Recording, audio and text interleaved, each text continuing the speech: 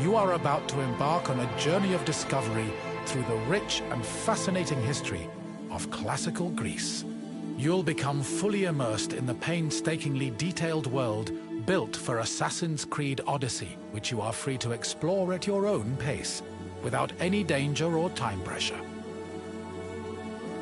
For a directed experience, take one of the many guided tours curated by prominent historians and archaeologists.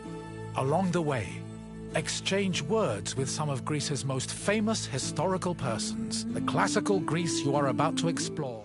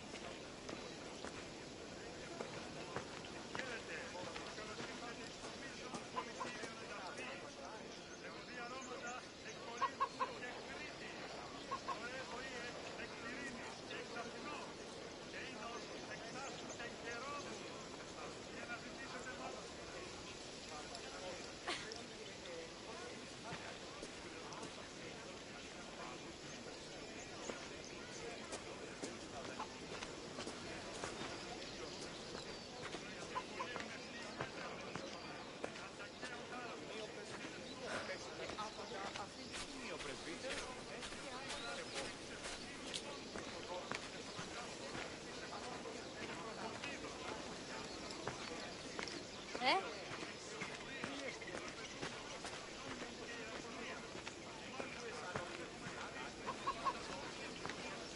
Ah!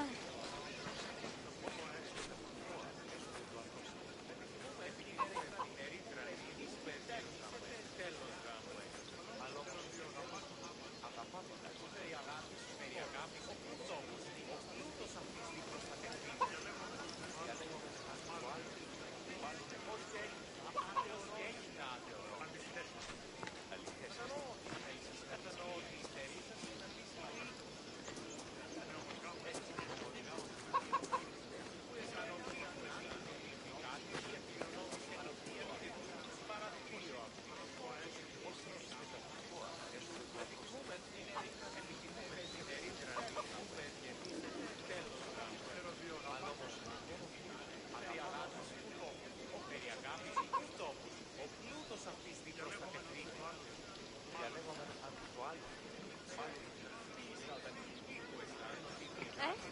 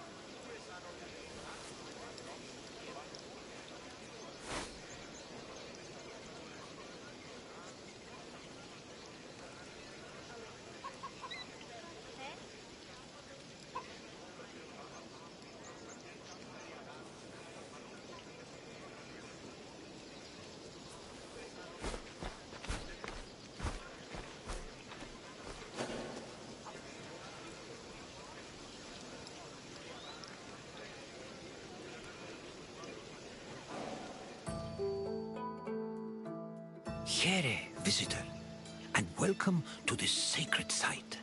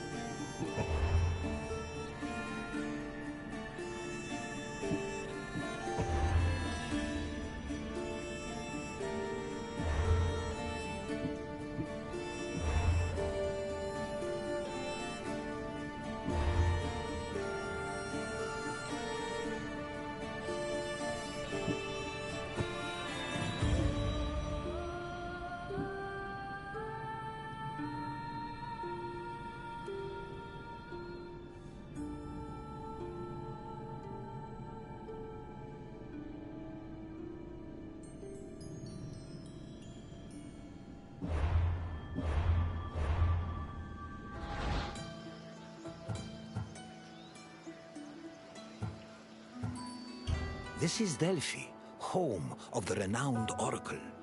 Greeks considered it the navel of the world. Pilgrims and kings journeyed here from all over Greece and beyond, seeking advice from Apollo through the voice of his interpreter, Pythia. During your visit, you will experience the sanctuary through a pilgrim's eye and discover how important oracles and prophecies were to the people of Greece. Now, go off and begin your pilgrimage. I will be waiting for you at the end of your visit.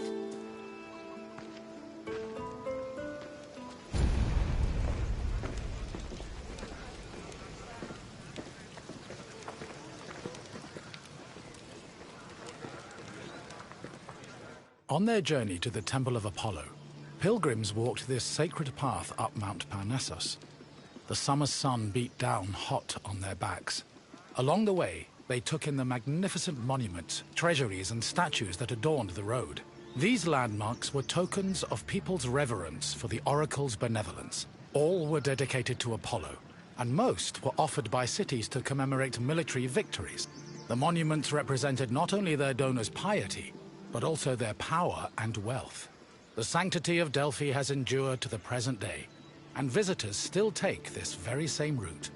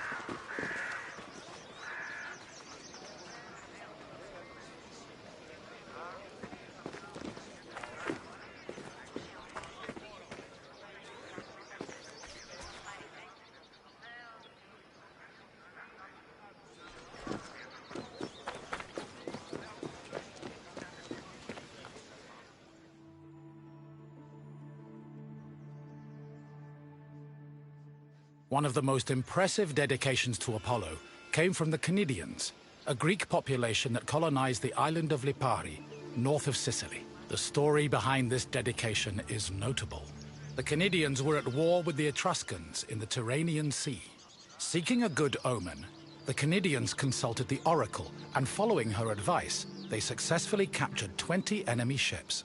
To thank Apollo, they offered the god the same number of statues as ships seized.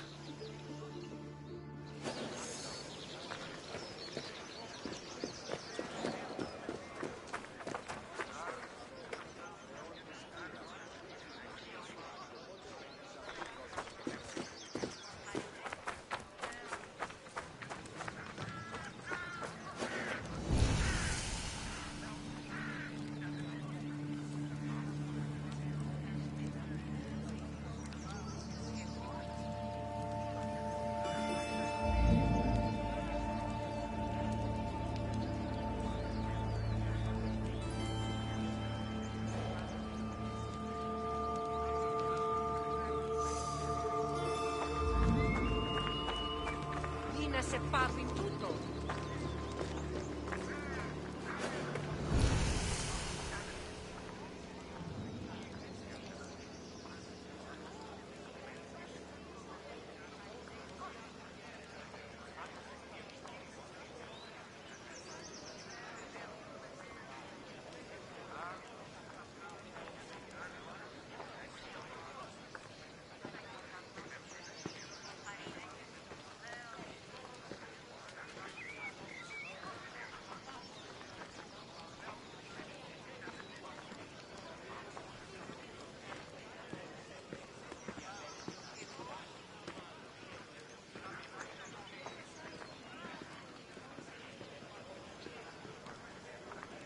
Δεν βρουν έξω η πυρέτα.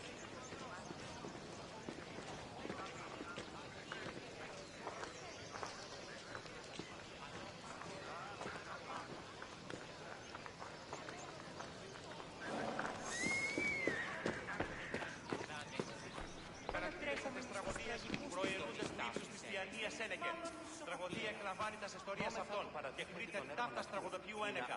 Ούτως που κάνει.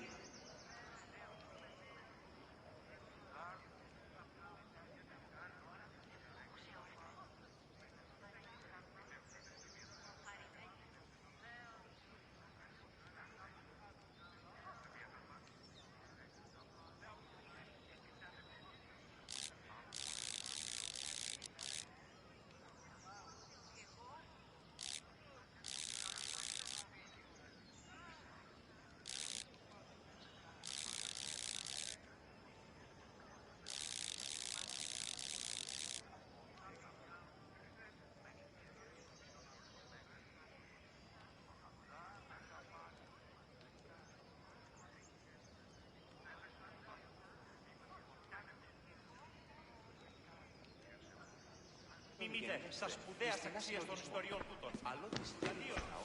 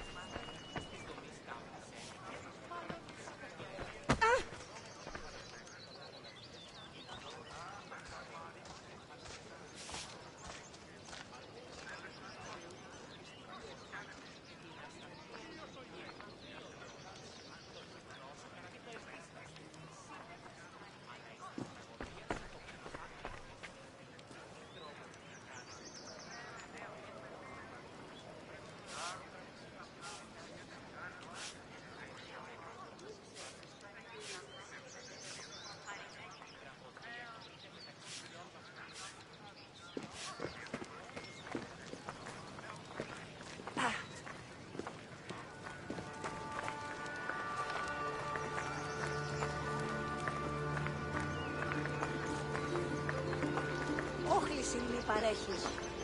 Ανυπόφορον εστίν οράνη.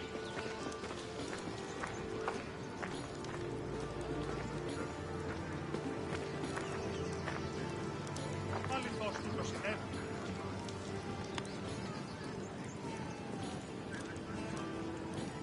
Ισόν αρκαθεύω.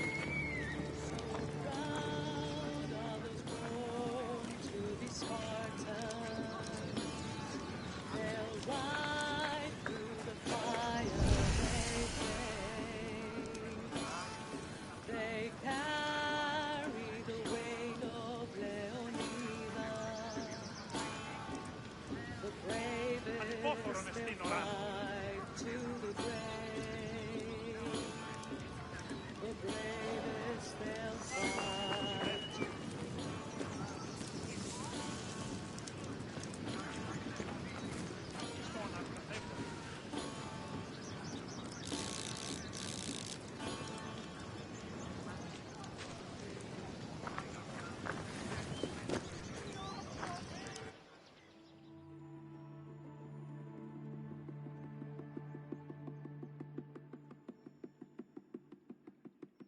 Next to the Naxian Sphinx stood a simple structure to display offerings from the Athenians, most of which were spoils of war. In particular, these offerings, called ex-votos, were prows of sunken Persian ships. The Athenians built the portico after their naval victory over the Persians in 478 BCE.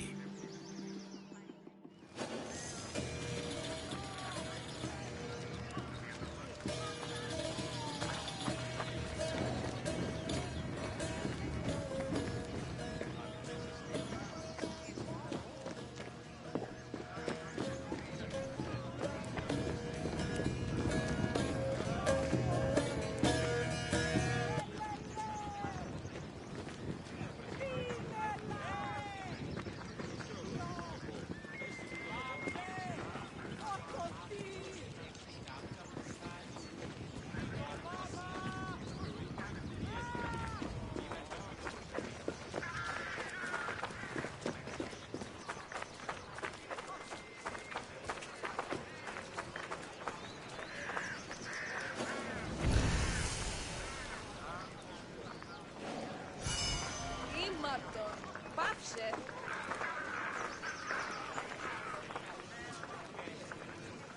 Δεν βρον έξω.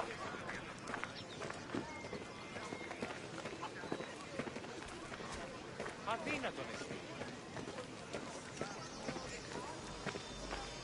Τύχην αγαθήν λακτήσεις.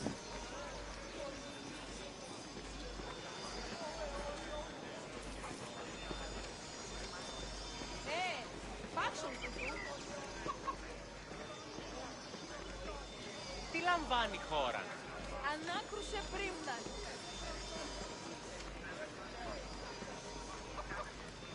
Άδικον εστί. Δεν βρον έξω.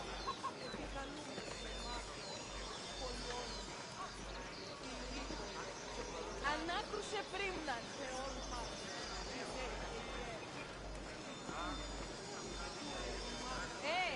Πάψον του.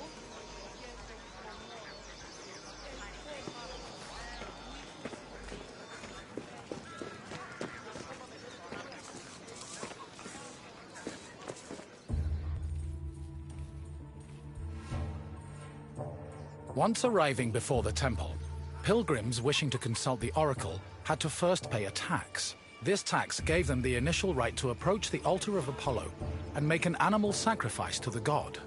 But before proceeding to the Pythia, the preliminary ritual had to succeed.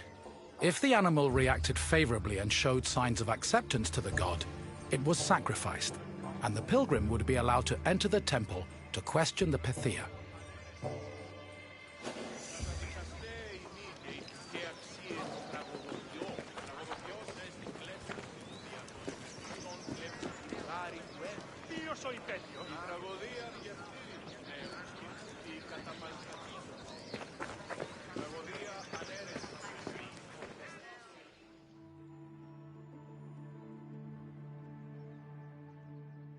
At last we arrive at the Temple of Apollo, where the oracle relayed her prophecies. The temple was the final destination of those seeking an audience with the Pythia, and its appearance matched the majesty of its purpose.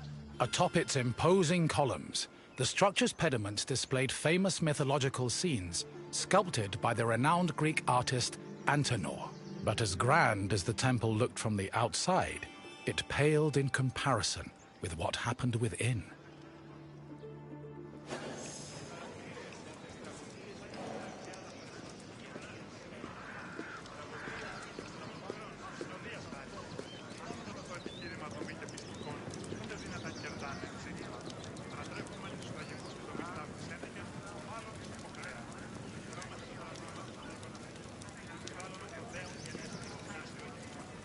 I will see you again soon, traveler.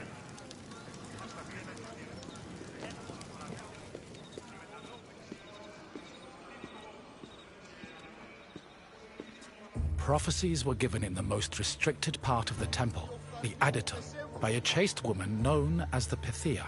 Before delivering prophecies, she first purified herself with water, then burned laurel leaves and barley flour to begin the ritual. Finally, while seated on a tripod surrounded by offerings, the Pythia delivered Apollo's messages. Her words were often strange and indecipherable, and required further interpretation by the temple's priests. Despite much research, the exact causes of the oracle's behavior while prophesying are debated to this day.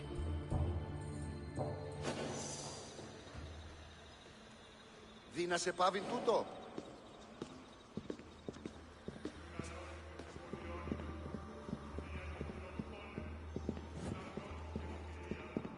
Πάυσε πάρα αυτά.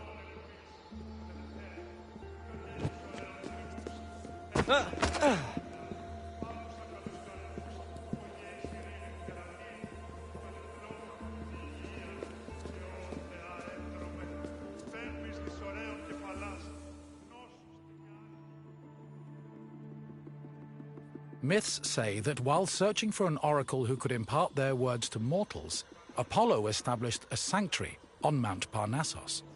Apollo took over this site by slaying its sinister guardian, the snake-like Pytho.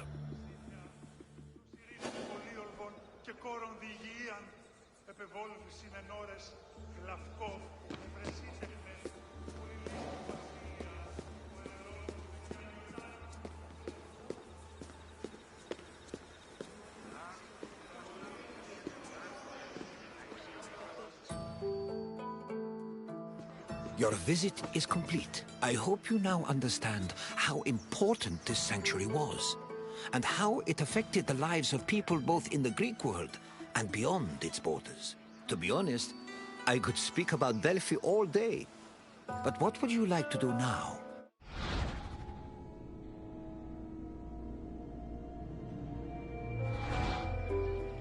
Ah, you wish to test your knowledge. Let's begin with a simple question. What did the oracle use to purify herself before her predictions?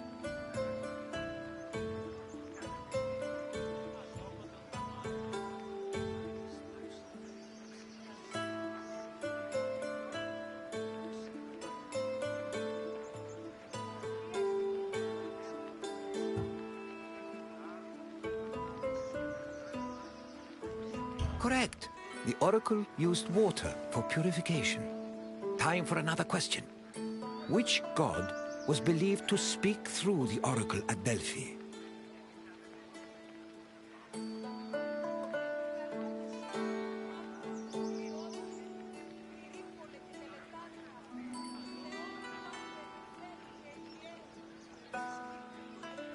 Yes, the oracle allegedly spoke the words of Apollo, which were then interpreted by priests. One final question for you. Delphi is situated on which mountain?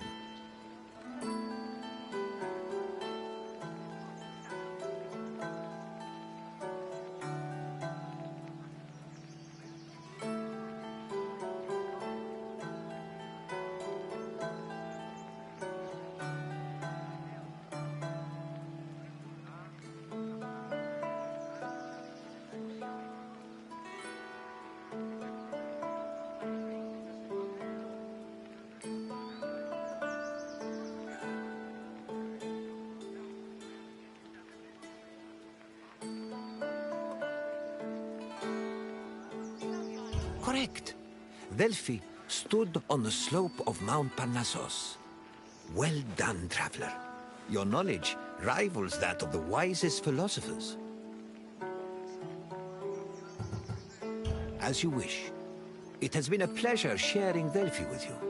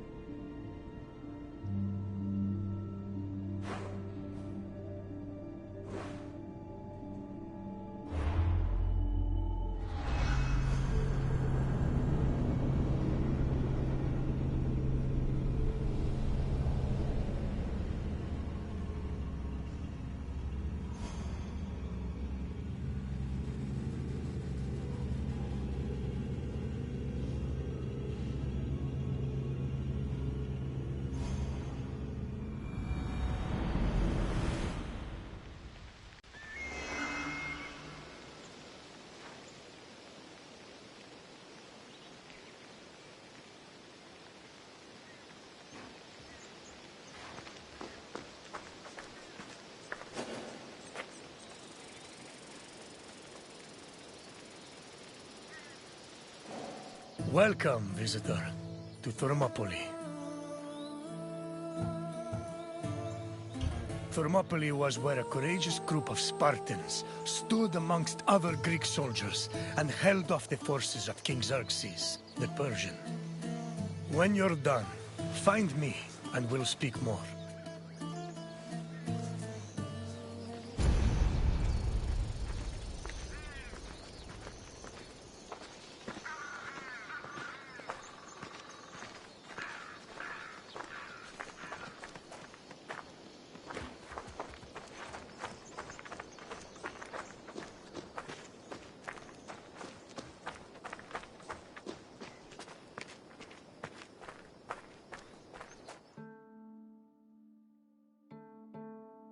The Persian king Darius's cries of rage echoed for years after his humiliating defeat at Marathon. Even after Darius's death, his son Xerxes continued to seek vengeance against the Greeks. According to Aeschylus, Asia was emptied of all its men. Greek spies brought the news of Xerxes' imminent invasion back to their homeland. Afterwards, many discussions were had on the best place to mount a defense. In the end, the Greeks decided on Thermopylae. The area featured a narrow pass that could act as a bottleneck for the Persian army, negating their numerical superiority. It also offered naval advantages, offering the Greek fleets opportunities for flanking. 5,000 Peloponnesian Greeks set up at a fort near the entrance of the narrow passage, otherwise known as the Hot Gates. Leading them was Leonidas, a Spartan king who prided himself on supposedly being a direct descendant of Heracles. Leonidas was accompanied by several elite soldiers who together made up the famous 300 Spartans.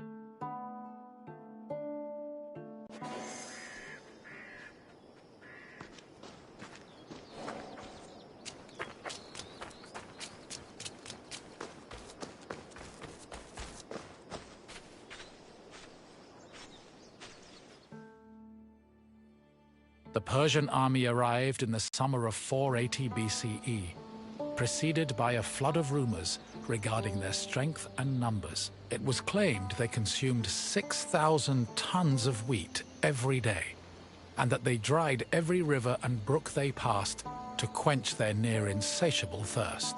During their march to Thermopylae, the Persians faced no opposition, and in fact, increased their numbers further by recruiting more soldiers from other Greek cities and places like Thrace. According to Herodotus, The last count of the Persian fleet was numbered at 1,207 boats, mounted by approximately 240,000 men. He estimates the land army, meanwhile, was made up of more than 1 million men. The Greek forces at Thermopylae were heavily outnumbered.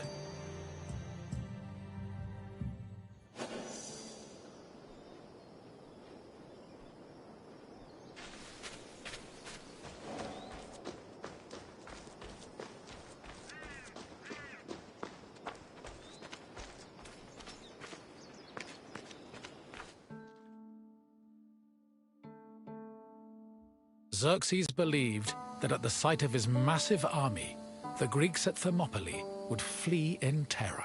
Instead, they deliberated. The majority of the Peloponnesians wanted to engage the Persians on the Isthmus of Corinth.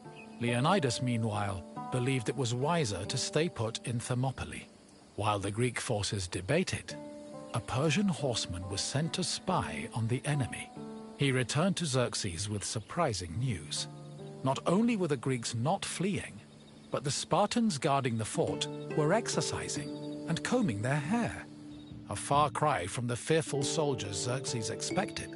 To increase the pressure on the Greeks, Xerxes waited 4 more days, then attacked on the 5th. The Persians faced heavy resistance and suffered many losses, and Herodotus says Xerxes leaped 3 times from his chair, seized with fear for his army. The following day proved to be just as difficult for the Persian forces, and the Greeks continued to stand their ground.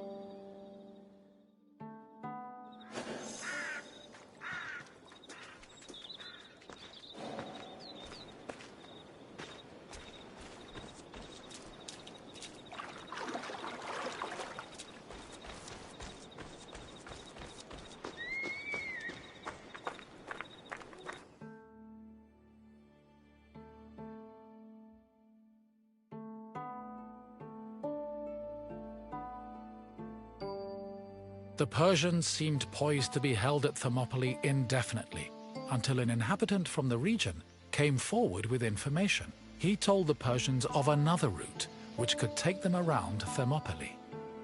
A Persian contingent was sent to verify the information. While there were Greek soldiers stationed to guard the route, they were forced to flee from the Persians. Thus, on the 3rd day of the battle, the Greeks were surrounded by their enemy.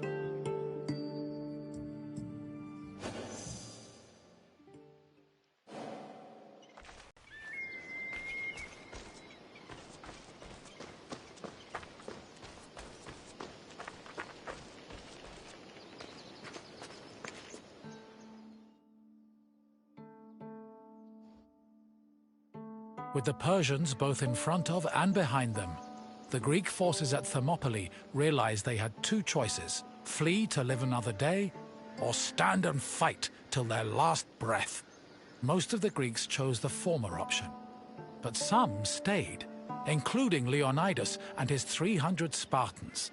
For the Spartans, dying a glorious death was one of the highest honors they could achieve. The few members of Leonidas's Spartans who did not participate in the last stand at Thermopylae felt that they had missed an opportunity for honor and either committed suicide or continued living under the mockery and disgust of their fellow citizens. The Spartans' last stand was not only for glory, though. Had they not held off the Persians, the Greeks' retreating forces would probably have been cut down by enemy horsemen.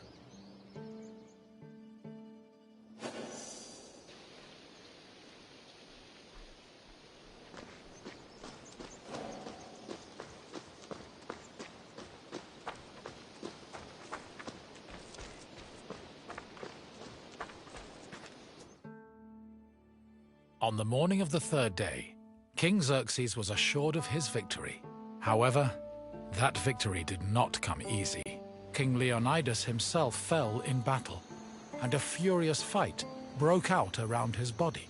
The Spartans fought to the last man, and when they had all been slain, Leonidas's body was brought before Xerxes. According to Herodotus, Persians usually honored the most courageous warriors, even if they were enemies.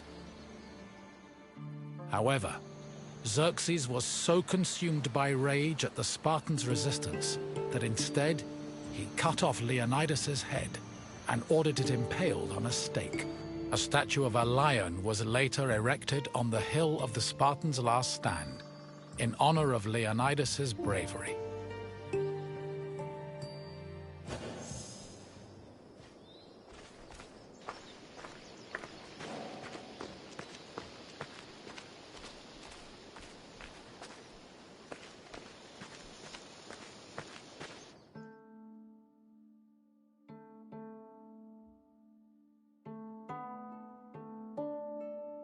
Though they were victorious, the Battle of Thermopylae shook the morale of the Persian army.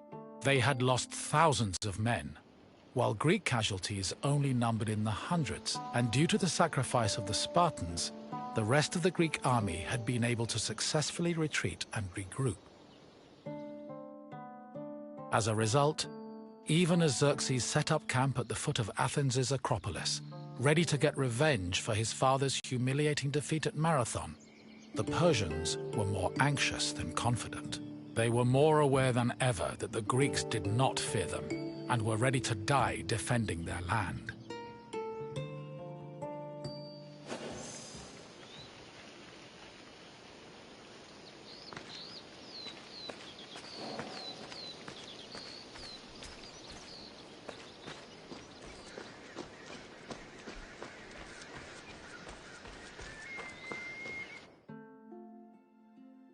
In the end, the Battle of Thermopylae was still a loss for the Greeks. However, the battle gave the Greeks a boost in morale that carried them all the way to their decisive victory over the Persians in the Battle of Plataea in 479 BCE. With the war against the Persians finally won, the Greeks were able to honor the sacrifice of Leonidas and his Spartans with memorials and poems, forever solidifying the glory of Sparta's military prowess. The newfound respect for Sparta was noteworthy, because before the war, the city was seen as no more than a bully who forced itself into the affairs of others. Thermopylae changed opinions of Sparta for the better, and gave them a legitimate claim to be one of Greece's most powerful and influential cities.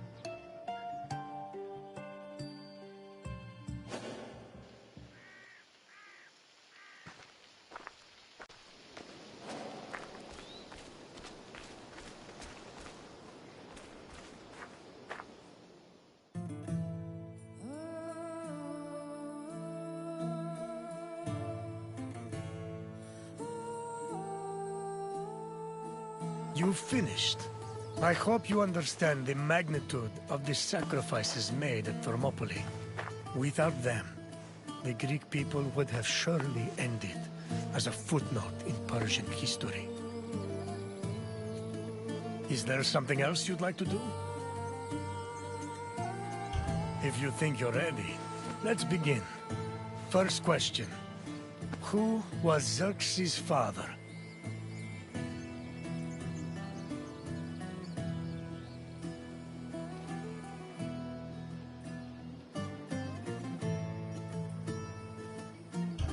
Yes.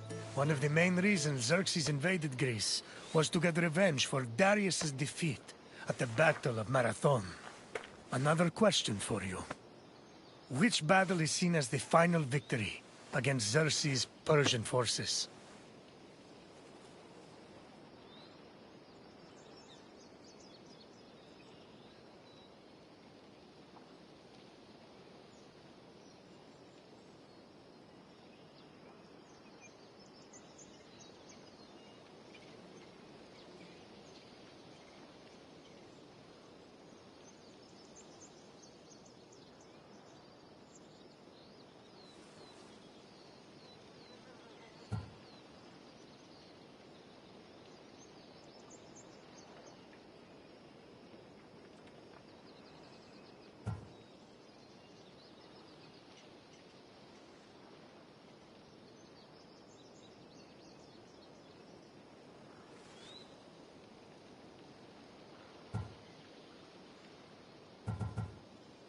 Which battle is seen as the final victory against Xerxes' Persian forces?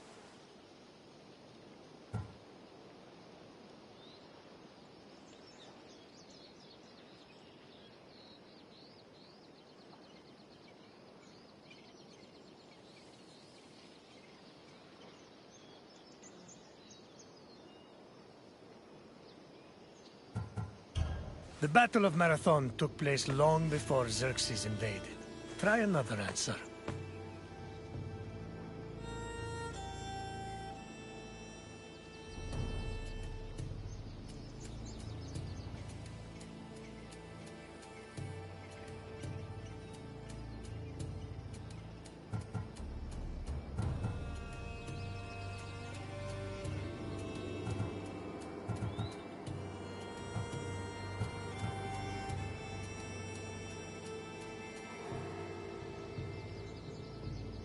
Correct. The Battle of Plataea helped put an end to Xerxes' invasion. One last question. How many Spartans fought at the Battle of Thermopylae?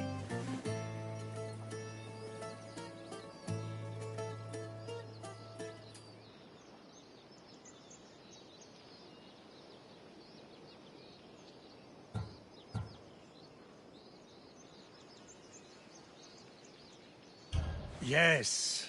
300 of us stood against Xerxes' forces. You've done well, visitor. I have no more questions for you.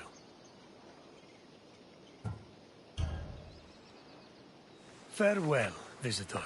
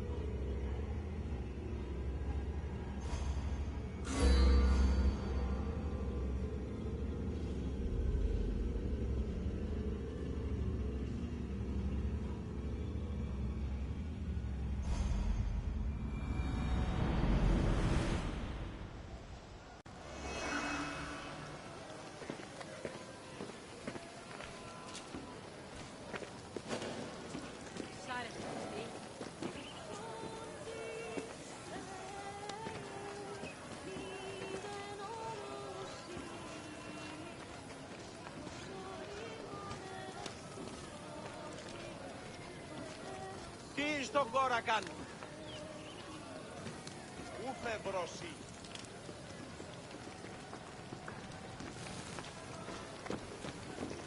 Αλόκοντον τα μάλα.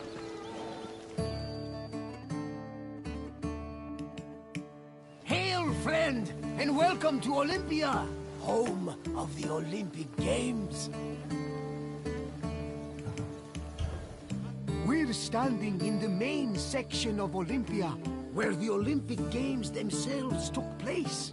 Over the course of the festival, athletes competed against each other for prestige and glory to honor themselves and their cities. Enjoy your visit, friend. I'll check in when you're done to make sure you've been paying attention.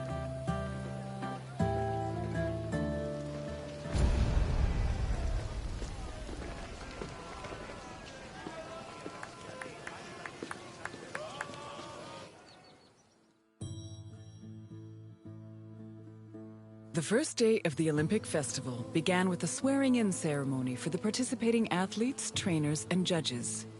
The ceremony took place in front of the altar of Zeus Horkios, or Zeus of the Oath. Athletes would swear that they would follow the Olympic rules, while judges promised to be fair and unbiased. Then the competitions began, starting with a contest between heralds and trumpeters over who would have the privilege of announcing the games. The first day's athletic competitions consisted of wrestling, running, and boxing events for the youngest athletes, aged 12 to 18. Ποιος εμέ περιπέσει.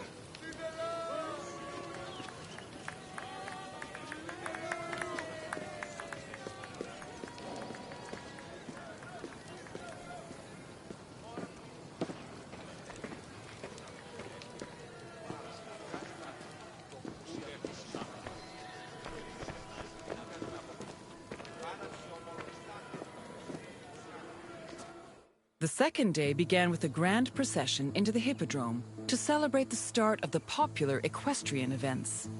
The most anticipated and spectacular of these was the quadriga, a four-horse chariot race. Horse racing events were unique in that the winner was not the most skilled jockey, but the owner of the fastest horse or chariot. The Spartan princess Caniska once took advantage of this loophole to skirt the rule that women weren't allowed to compete, and earned 2 Olympic victories in the process. The rule also allowed for occasionally strange results, like in 416 BCE, when the statesman Alcibiades entered 7 chariots into a race and won 1st, 2nd, and 4th place. After the equestrian competitions, the 40,000 spectators migrated to the stadium to watch the pentathlon events. When the day's events were over, funeral rites were performed for the hero Pelops, the mythical founder of the Olympic Games. The night ended with a celebratory feast and a great parade in honor of the day's victors.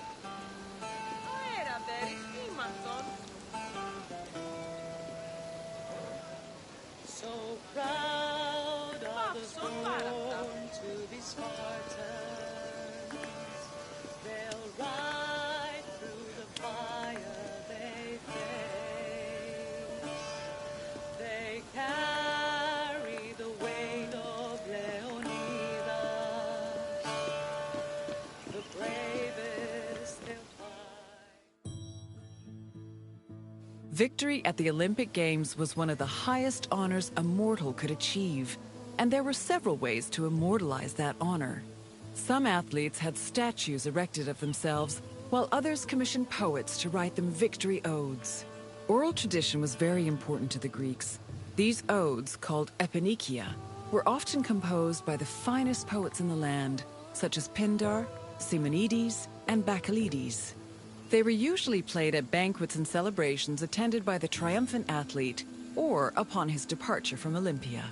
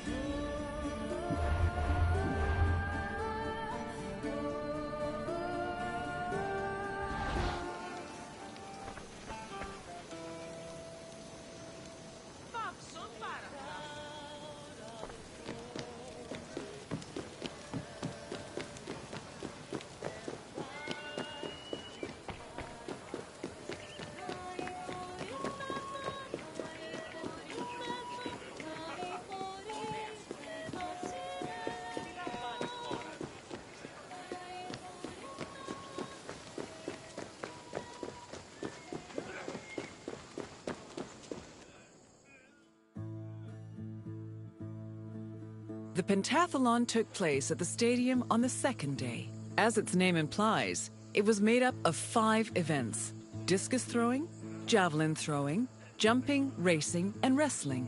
There are several differences between the ancient version of events and their contemporary counterparts. For example, ancient long jumpers held weights in their hands to give them momentum to launch, since there was no run-up before the jump. Similarly, if an athlete won the first 3 events, they were immediately declared the winner, instead of being judged by their overall performance in all 5 events. Running events work the same as they do today, with the notable exception of all the athletes being nude.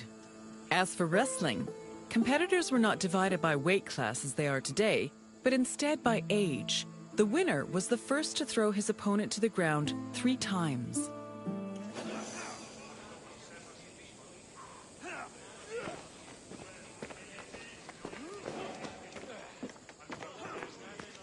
Day 3 started with the most important event of the festival. A procession of Hellanodikai, ambassadors, competitors, and animals made their way to the great altar in front of the Temple of Zeus. The animals were then offered as the official sacrifice of the festival. The afternoon of Day 3 was dedicated to foot racing events. Running was the oldest event of the Games, and in fact was the only event at the first Olympics. The main race was called the Stadion, which was a sprint of around 180 meters. The winner was granted the honor of lending his name to the 4-year period between the games. This period was known as the Olympiad. The 4 years that followed the first games in 776 BCE were known as the Olympiad of Coroebus of Elis, the first Olympic champion. Once all the competitions were over, a public banquet was held in the Prytaneon to celebrate the day's victors.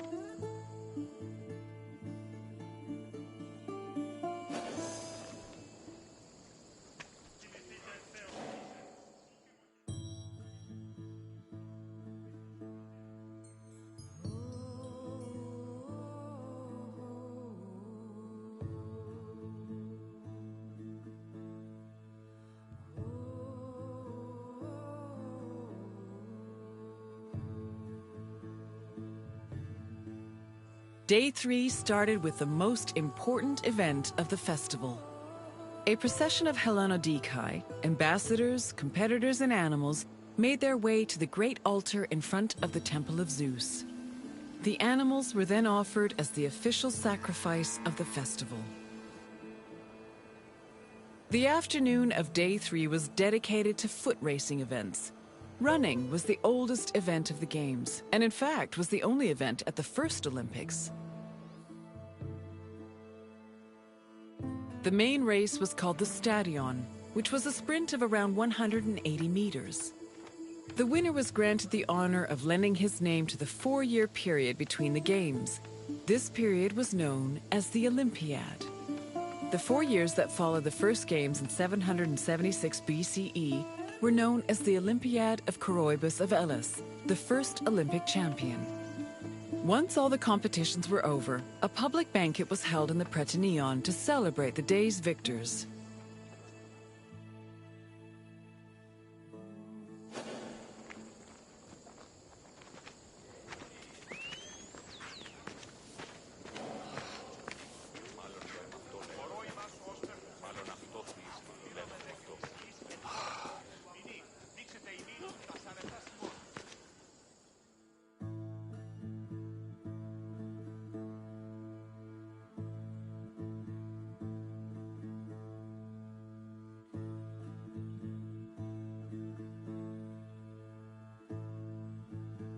Day 4 was mainly for combat events. Wrestling matches were held in the morning, followed by boxing and pankration.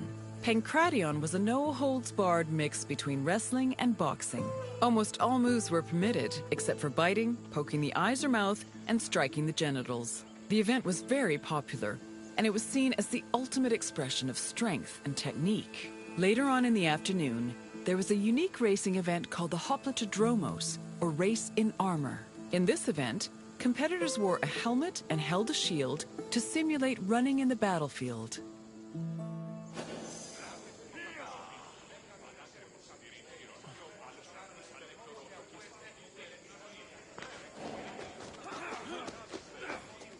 The Hellenodikai, or judges of the Greeks, were both the game's adjudicators and their organizers. They hailed from Elis, the city in charge of the sanctuary of Olympia, and new judges were elected each Olympiad. They had several responsibilities. Before the games started, they decided which athletes would be allowed to compete and supervise their training. They also drew lots to make the competition brackets. During the games themselves, they picked the winners and kept an eye out for foul play. For the latter, they were assisted by stick and whip-wielding umpires who stood near the athletes and punished them if they were caught cheating.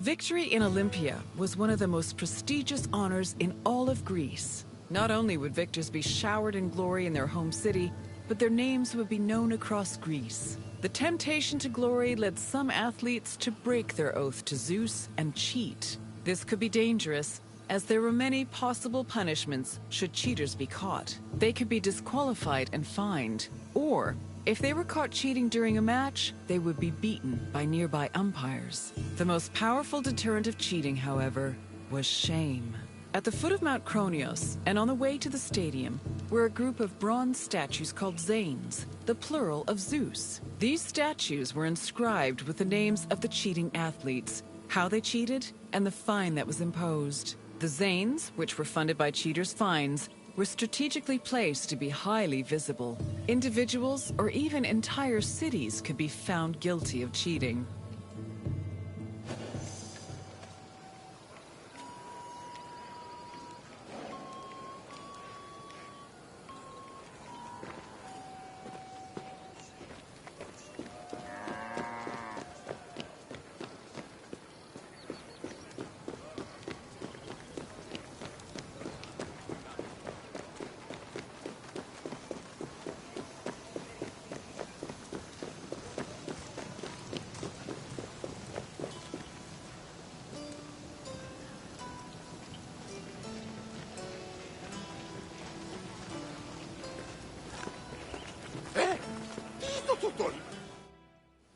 The Prytaneion was the administrative center of the cult of Olympia and the Olympic Games. The building housed the sanctuary's priests, as well as the game's officials. It was also used to stage the grand banquet held on the evening of the third day to honor victors. It also had a sacred function. Its central chamber was the location of the Fire of Hestia, a sacred flame that burned day and night. This fire was used to light the other altars around the sanctuary. This practice may have partially inspired the modern tradition of carrying the Olympic torch.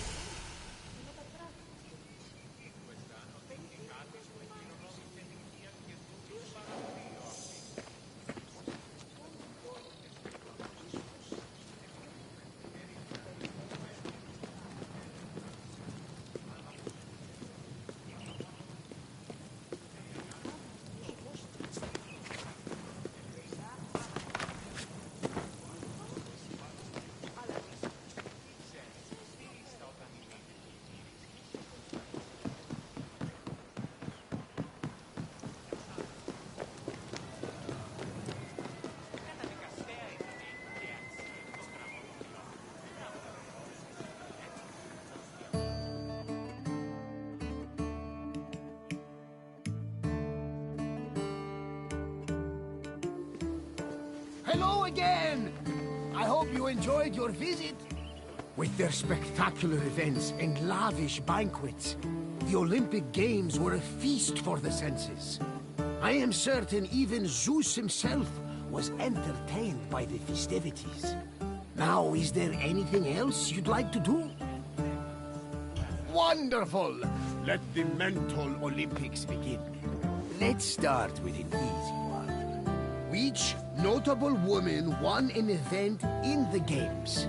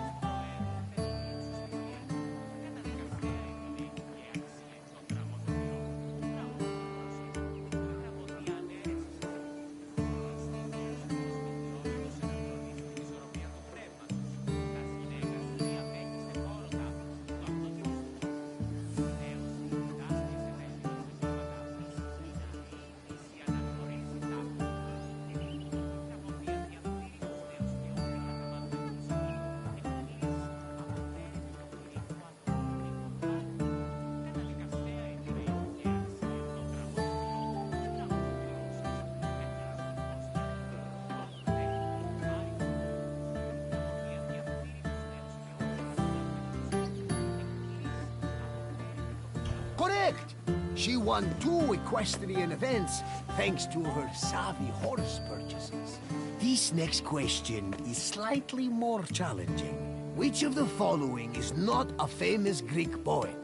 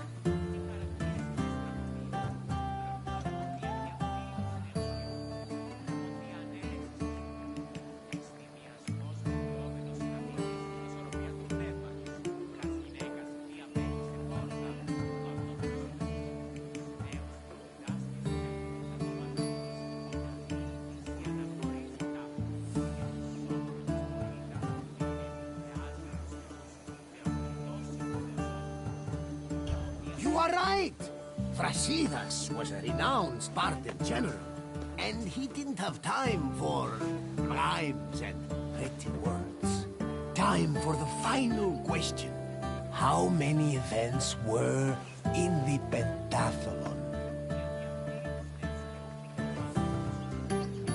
How many events were in the pentathlon?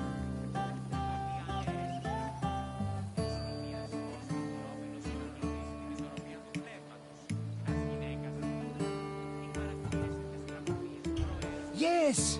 The Greek word for pende means 5, and the pentathlon had 5 events. Well done, my friend! You truly possess a sharp mind. Very well. Safe travels, my friend.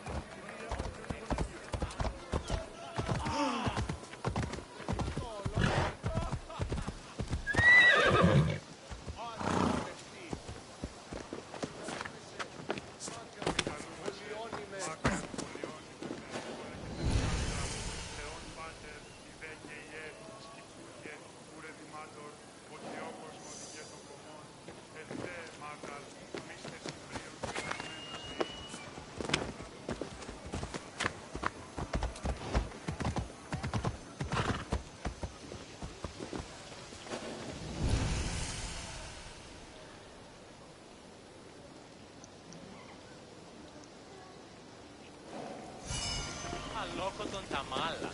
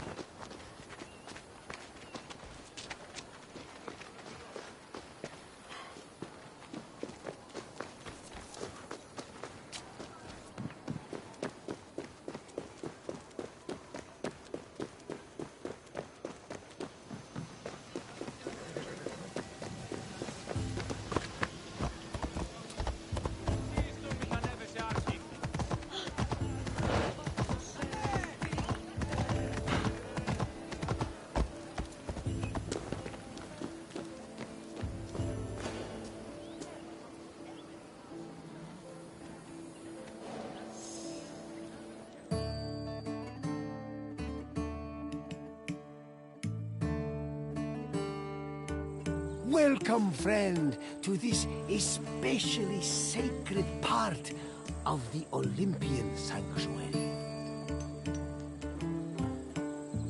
The Sanctuary of Olympia was dedicated to Zeus, king of the gods. It had close connections to the divine, as you will see very soon. I'll come find you when you're done, and we can talk about what you've learned.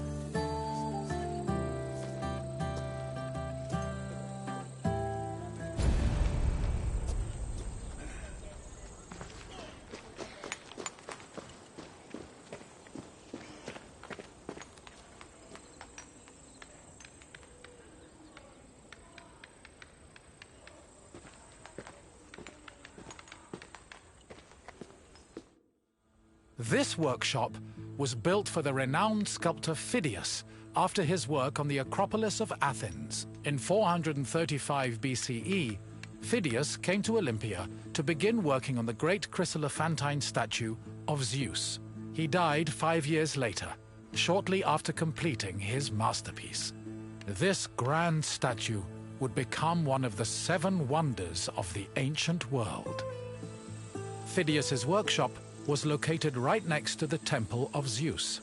Its structure has been well preserved, mostly owing to its conversion to a church in the 5th century CE. Archaeologists have also discovered lots of ancient materials in the surrounding area, such as casting molds and sculpting tools. The most famous artifact, however, is a cup bearing an inscription that aggressively states, "I belong to Phidias."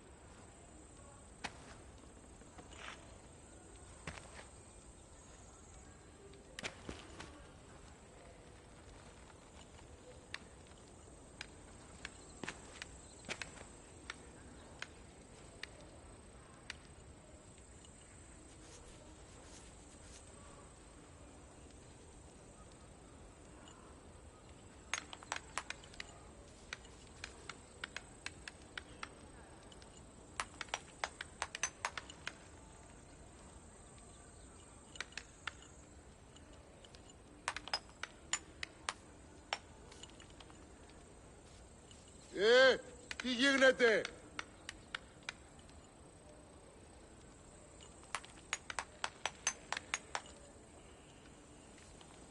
Άδικον εστί.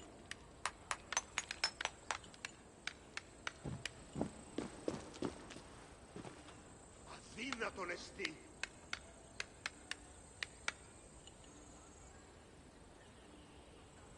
Εις φαντασίαν πλέον.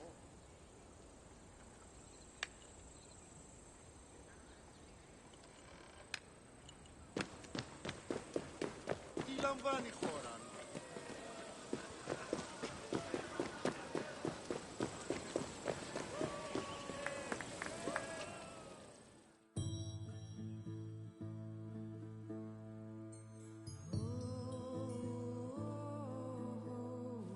On the 5th and final day of the Olympic Games, victors attended a ceremony where they were crowned with olive wreaths and showered in flowers. The crowns came from the sacred olive tree of Zeus, which was planted near the god's temple. A young boy trimmed the branches with a golden sickle before giving them to the Hellanodikai to turn into wreaths. After the crowning ceremony, it was time for great feasting and celebration.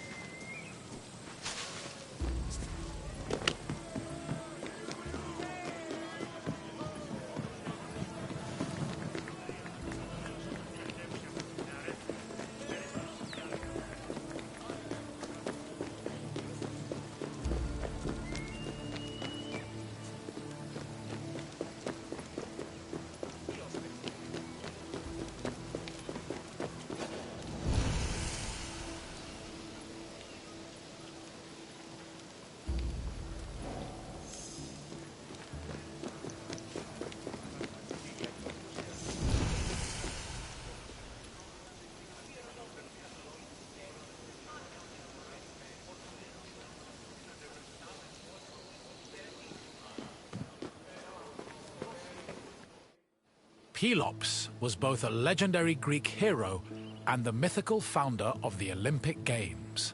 According to legend, Pelops fell in love with the beautiful Hippodamia. Her father, Oenomaus, the king of Pisa, disapproved of their union.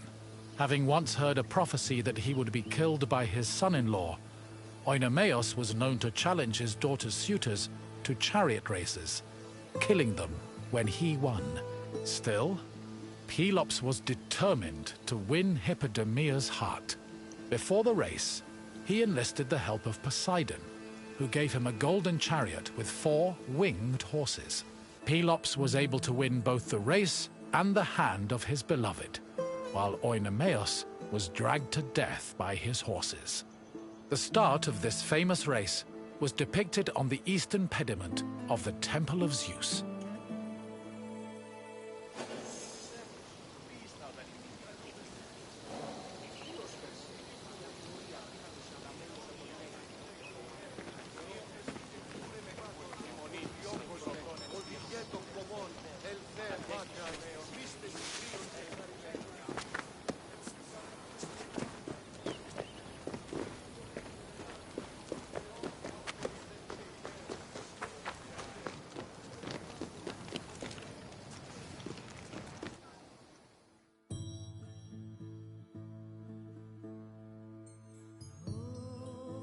The Heraion was a temple dedicated to Hera. It is one of the oldest temples in the sanctuary, dating back to approximately 590 BCE. The structure included columns painted with images of women who won the Heraia, an athletic competition made up of running events. Every 4 years, 16 women were chosen to make a veil dedicated to Hera. These women also organized the competition, though they did not compete in it. The Heraia was unique for its focus on female athletes, in contrast to the male-exclusive Olympic Games.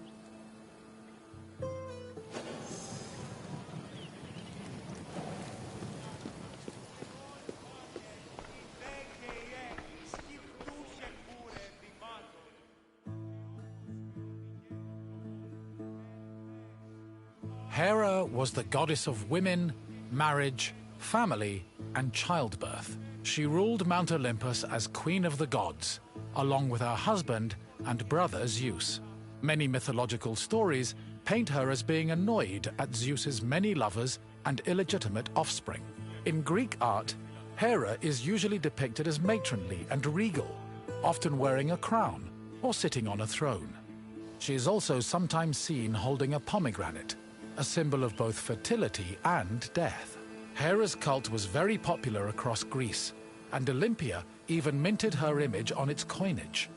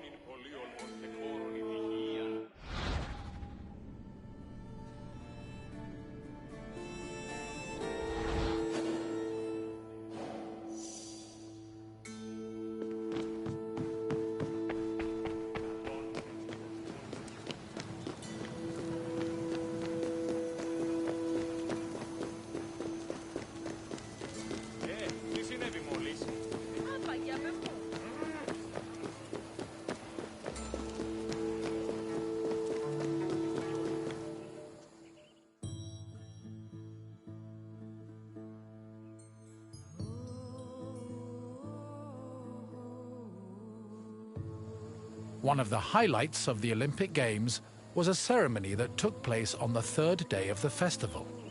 It began with a procession of athletes, ambassadors, Hellenodikai, and animals. The group made their way around the Altis until they arrived at the Temple of Zeus. Then the animals were brought in front of the altar of Zeus and offered as a sacrifice. This sacrifice was known as a hecatomb, a word that originally described the sacrifice of 100 oxen.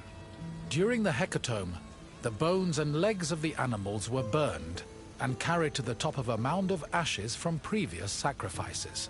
Meanwhile, the meat of the animals was saved for a large banquet held later in the evening.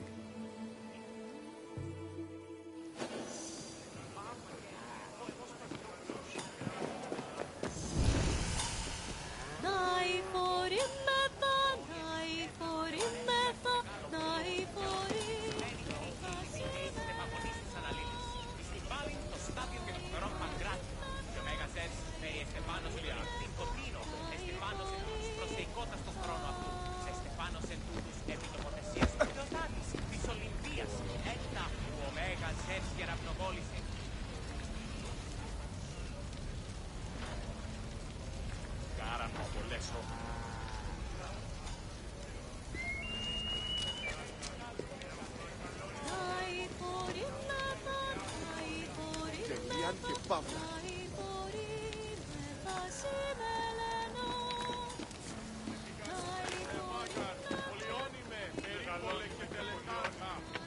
Τι άρχεστε ο άνθρωπε.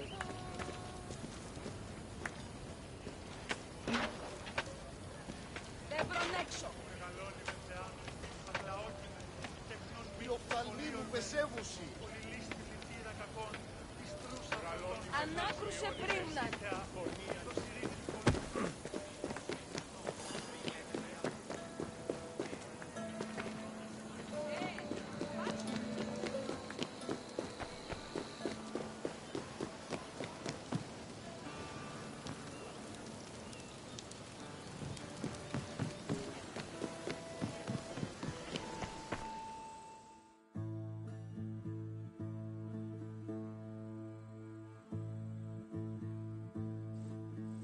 The Olympic Games were dedicated to Zeus, and all the ceremonies and events were hosted in his honor. It is no surprise that the largest temple in the sanctuary was the Temple of Zeus. While most temples were restricted to priests, the Temple of Zeus welcomed all who visited Olympia.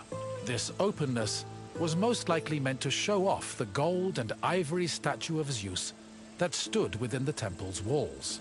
The building also featured art depicting both versions of the Olympic festival's founding myth. The eastern pediment showed a scene from the legendary race between Pelops and Oinomaos. The temple's metapiece, meanwhile, showed the 12 labors of Heracles, the other mythical founder of the games.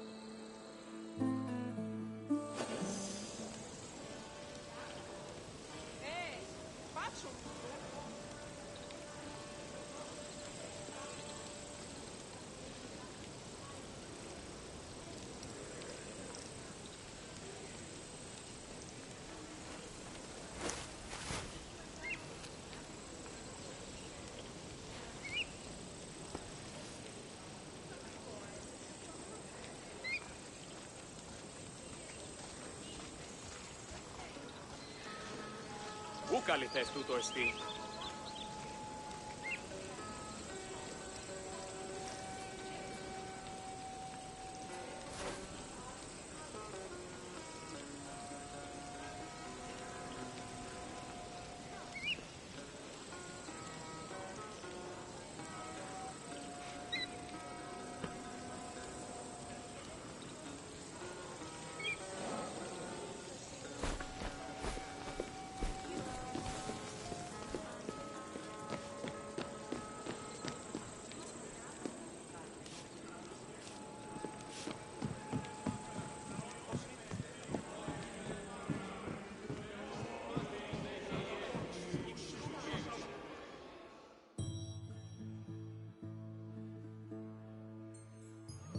Zeus was the god of sky and thunder, and king of the Olympians. He ruled the world from his home on Mount Olympus.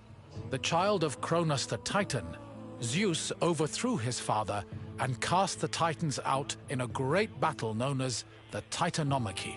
He had children of his own with his wife Hera, including Ares, Hephaestus, Hebe, and Eileithyia. He also had many children without Hera, much to her consternation, but there are too many to list here. Zeus was believed to have control over the lives of mortals, as his many epithets attest to. For example, his title Horkios made him a keeper of oaths, while Xenios was the name conferred to him as a protector of hospitality. In Greek art, Zeus was usually depicted holding a thunderbolt and sitting on a throne, befitting his position as king.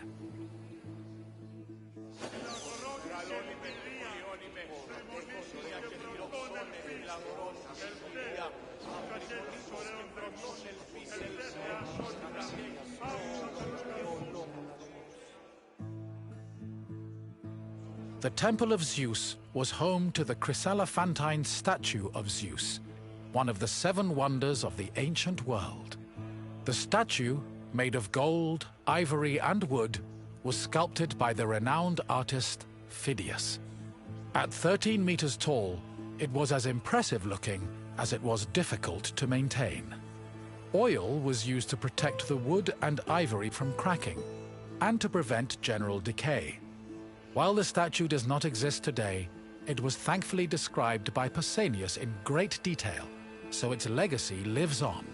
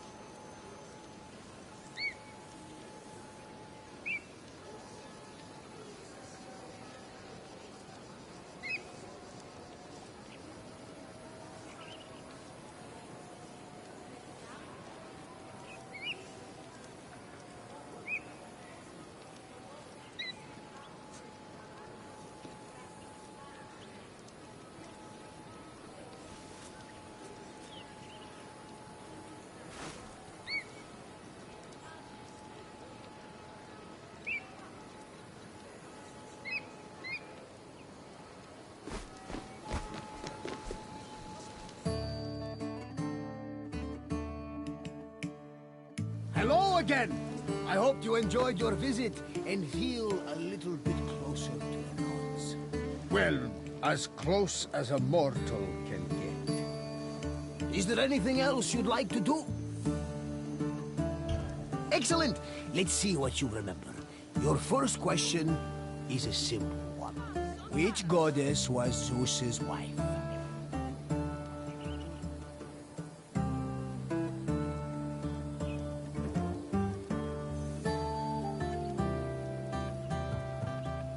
Correct! Not only was Ida Zeus's wife, she was his sister as well. But let's move on to the next question. What kind of contest did Pelops win in his quest to marry Hippodamia?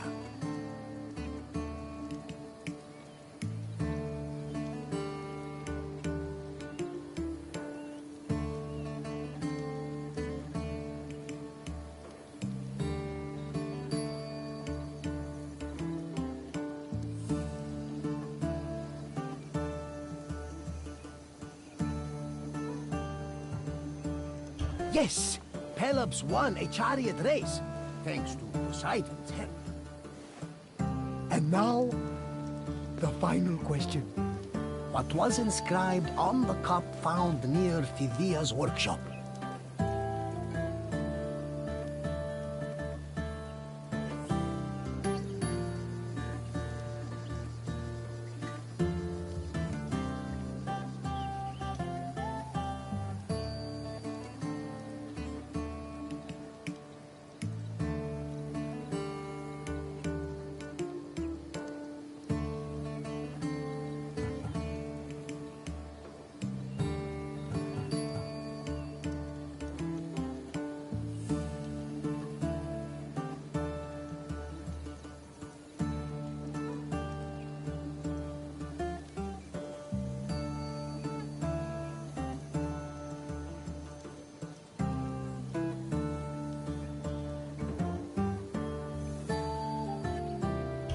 What was inscribed on the cup found near Phidia's workshop?